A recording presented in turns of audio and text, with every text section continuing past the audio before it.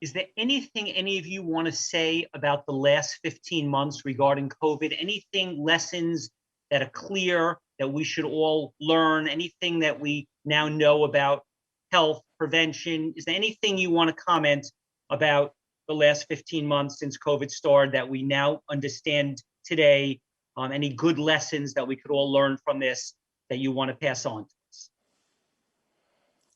Who wants to take that one first? Go ahead and go first. I'm ready to Okay, go. I'll go first. Well, it's certainly a lot of lessons learned about the nature of our society, the nature of our medical system, the nature of the respiratory. I mean, we've all gotten some kind of incredible education on cytokine storms, on mRNA. I mean, it's an unbelievable blast of information that all of us have been exposed to over the last 15 months. And it's a little bit overwhelming if you're not a professional in this area. It's like, it's just crazy. So I've always gone back to the basics, which is oxygen, right? Oxygen, ozone, and cleaning your body with oxygen.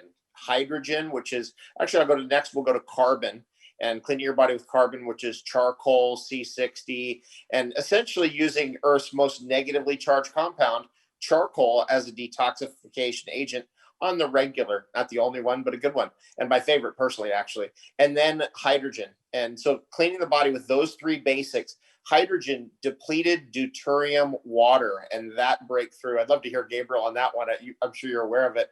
Very interesting subject, a favorite subject of mine, something I really like to dig into when I'm water fasting, is just doing lots of deuterium depleted water.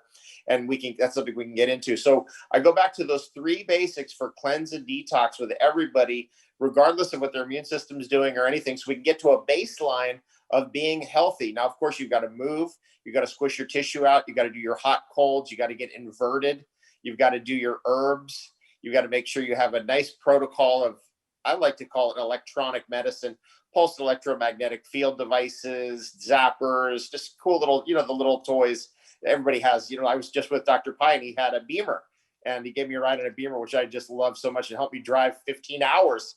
Dr. Pai drove 15 hours after that. That was so epic, and got to Austin at 5 a.m. At any rate, we've all had to learn how to get back to baseline and then build up health.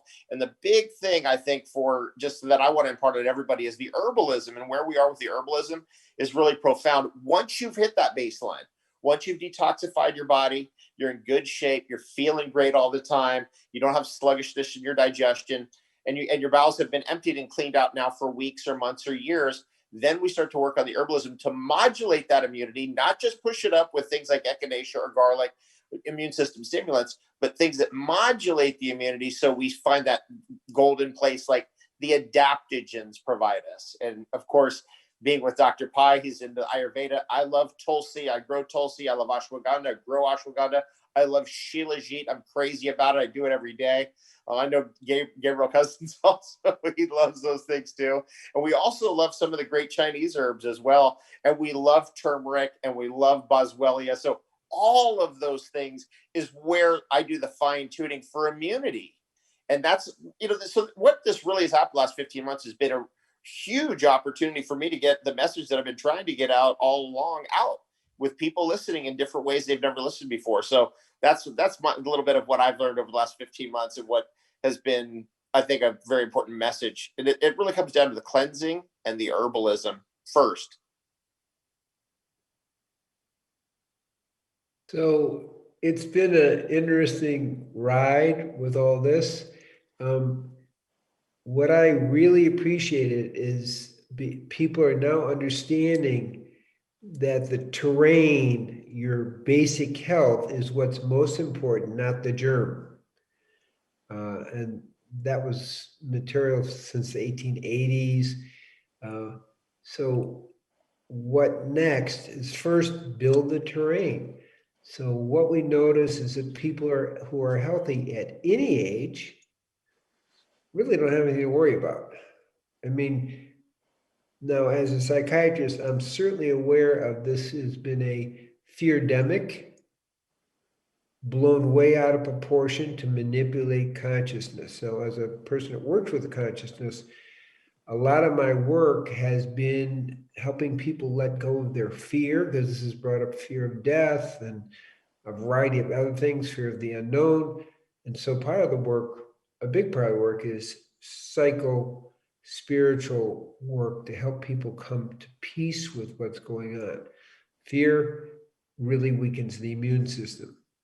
So I've been working at that level with groups and talking to groups about the COVID.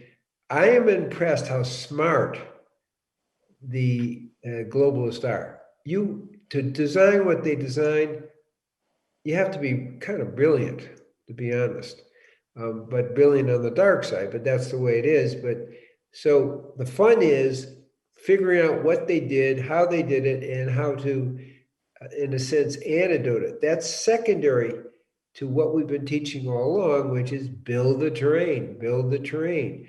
And I don't mean just with diet, but David mentioned the exercise and the breathing. I do pranayama every day, or 6 days a week. And relationships are very important. People who are in some sort of connected relationship live longer and are healthier. That's a really interesting thing. In fact, people age 65 and over, there's been a significant increase in people getting married or remarried at that age. There's some awareness that it actually makes a difference in your health, and it really does. It makes a significant statistical difference. So I'm not saying getting married is medicine, but it's really good for the heart, and what's good for the heart is good for your health.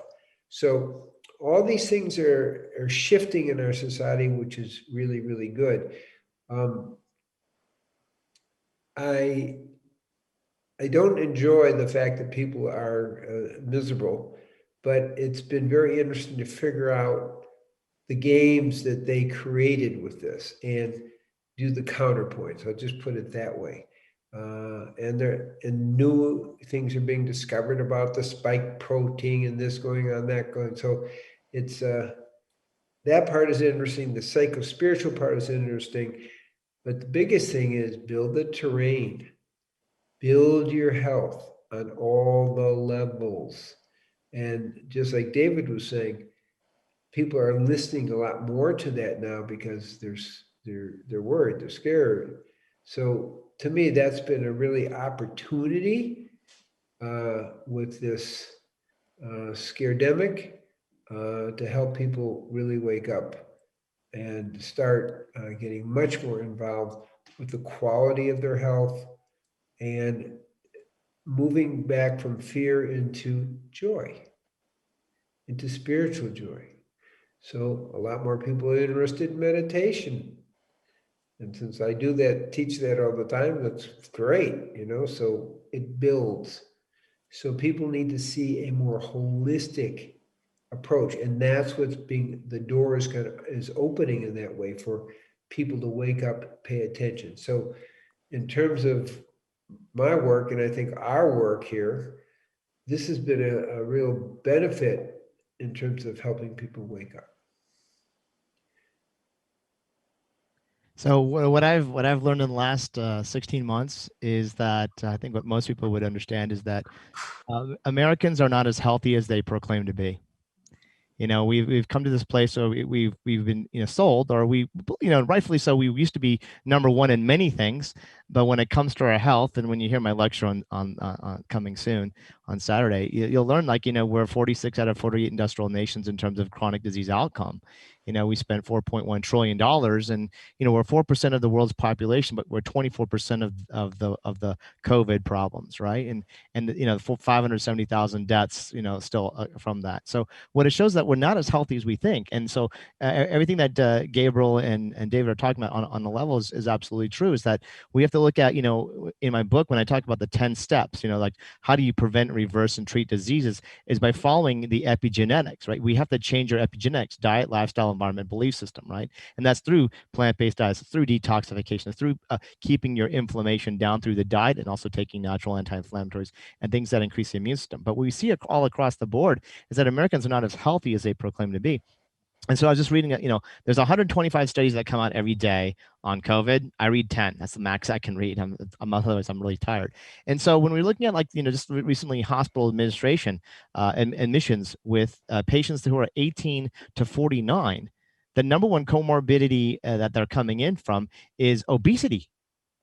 So when we look at this concept of obesity, well, obesity, what happens with obesity? So obesity, we also have other, glycemia problems, which is glucose problems, cardiovascular problems, kidney problems. Each of those are a comorbid condition risk factor by themselves. But right now, I believe 42% of Americans now are overweight, 9% are morbidly obese, meaning, really heavy. So 9% is like 27 million Americans are morbidly obese, right? So we have to look at we are at risk of viruses or any other disease, heart disease, diabetes, cancer, stroke, from having us as a target. And so I think the goal is to, moving forward is reestablishing, what the same thing is what I tell everybody, whether it's COVID, whether it's cancer, or chronic disease, you have to do these steps. You have to change your lifestyle. You have to change the epigenetics. If you change the epigenetics, like Gabriel said, you are in a healthier position if you get sick to recover, or not even to get sick at all, or to have minimum side effects and chronic conditions going forward. But right now we're seeing 30% long hauler syndrome of all ages. And it just shows us that there's this chronic inflammatory insult that has occurred from this virus. So we have to look at how do we lower inflammation and how do we get our immune system stronger? How do we balance our microbiome through the foods, through what we're doing? And also, how do we reduce the stress? How do we reduce the emotional inflammation that we've now endured politically, environmentally? Everything has just been kind of a polarization, I think, in the country. And I think the idea of coming together and understand this is a global pandemic, but we have to understand a reflection of what do we need to do to become healthier as a population? What do we need to do to take care of our neighbors? What do we need to do to take care of our community and in the environment? And these are things that I think, growing from this pandemic, we got to move forward in a way that we're doing better than what we were before it. So I always think of anybody that has an illness like a cancer, we don't want to make them a cancer survivor. We want to turn them into a cancer thriver. They have to be living better than what they were before. And I think as a country, and I think as a global community, hopefully we are going to be moving forward where now maybe we don't take things for granted. Maybe we don't throw away stuff. Maybe we recycle. Maybe we'll eat a little bit better. Maybe we'll exercise a little bit more. Maybe we'll do more pranayama and yoga and meditation. These are the things that we should be doing. And sometimes it takes this whole shake and rattle at the expense of loss of life and troubling the economy to sometimes shake our foundation and say, hey, we were going in the wrong direction. We were just thinking of people making money and Wall Street and, stocks and bonds and whatever. But the average person was not going far. We were very unhealthy as a population. And I think we were sold a perception of the American dream, and it became a nightmare. And so hopefully we can rebuild that dream. Just like Gabriel and David saying, we have to restart from the foundation. So that's what I learned over the last 16 months. I just want to add one thing, as I have worked with a lot of people in their late teens and particularly girls, and the suicide rate actually is dramatically increased with kids. I shouldn't say kids, with teens. 12 years to 24 actually is a range. It's more than tenfold. And so what we're also looking at is a lack of meaning in life, because what the teens are reflecting, they reflect the society, and there's no future. And so this is a very, very serious problem. And most of the people I see who come to me are suicidal, cutting themselves, doing things to really harm themselves. And it can be turned around. But the key is our society. Okay, COVID is not the cause of this, but it's a reflection of a lack of meaning and value and purpose in life. So one of the bigger pictures, if we look at the suicide, which again is, I think it's increased 47% for teenagers, is how do we as elders, don't take that personally, but as elders in the society, provide something for the younger people. And I've worked with different groups of teens. So I have a particular tendency to want to help that way. And so that's another thing I want to put in. Meaning, value, direction, purpose in life is lost in our society. I'll just put it that way. And what I've seen is the teens respond to kind of spiritual, meaningful things. Okay. And that's important to consider. I'll just leave it like that. I'm We so have a glad you brought variety that of up, programs, but Gabriel. That's what such an important point. I think it's an absolute epidemic, and I've been spending a lot of times with kids, and kids age 4 to 24, actually, in that range, and just giving them any kind of spiritual tips of this or that, things to look for, things to inspire the magical reality around them, really is appreciated by kids. I've noticed a big change in that kids appreciate your time more and really want to learn a lot about spiritual realities. And I'm really glad you brought that up.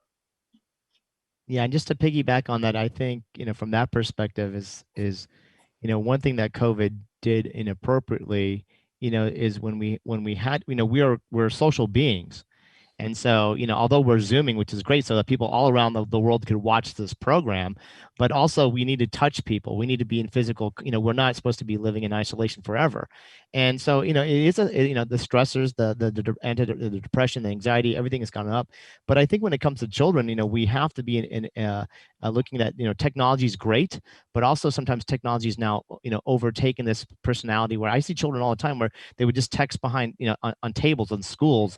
They just text from one side of the table, so they don't communicate. Everybody's just texting each other, right? And we're not talking, we're not actually communicating. And so we, the way I look at things is kind of going back traditional. Is like there should be a playground we should play. There should be toys, people would be outside. But now it was just on the gaming and all. It's nice. It's technology, but I think we're losing touch of like earth and natural things, and kind of going back to where that's where the exploration of the mind and exploration of the soul is there, because you're actually in tune with your environment. I think right now, with the more virtual reality go, it just becomes more virtual, and then we're outside the realm of realness of where our environment is.